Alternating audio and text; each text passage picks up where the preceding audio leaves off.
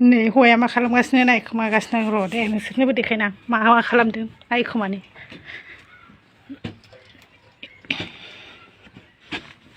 ओइ हिर' मा खालामदों नोंब्रालाय नोमा थैदों केमेरासो लाबाय नोङो मेंबाय आं बिदिनो मा खालामगासिनो बेयाव मा खालामगासिनो हाजिरा मावग्रा जाबाय आङो हाजिरा मावग्रा मालानिफ्राय हाजिरा मावखो माने भिडिअ बानायबाबो नोङो जेलसो जायो नालाय नङा होमबा रायजो राजाफ्रा मिथिखायो जानांगौ माने फेसबुकआव इउटुबाव भिडिअ बानायबा दालि ओंख्रिसो जानांगौ गोनां जायो ओंखायनो हाजिरा मावग्रा जाबाय आं रायजो राजा नोंथांमोन गुवाहाटियावहाय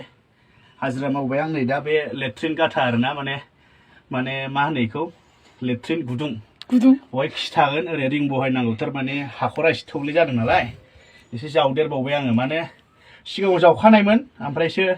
ससे नांबावगौ माने 2-3 फुटसो ओंखायनो उदैयाबो देरबाय नालाय मेजेम जाबाय ओंखायनो हिन्जावा होनगासिनो नोंनो जाव होननायखाय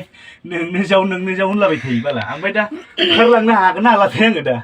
मानसि थोरोबजोब्बाय ओमफ्राय माथो थब्लेब्लेसो नुदों थब्लेब्लेसो नुदों थब्लेब्लेबो नुवाखै नोङो आं 5.5 फुट दङ ओमफ्रायसो नै थोरोबजोब्बाय होमबा नोङो 6 फुटसो जाबाय दायो माने बेवहाय ओमफ्राय आरो 2 फुटसो जाबावनांगौ जाहैबाय दा रायजो राजा नोंथांमोन इय नै आङो माने मा गोलोमजोब्बाय ओमफ्राय आङो हा जावगासिनो दङ बेखौ माने ओरै रिं बहायनांगौ जे ओमफ्राय माने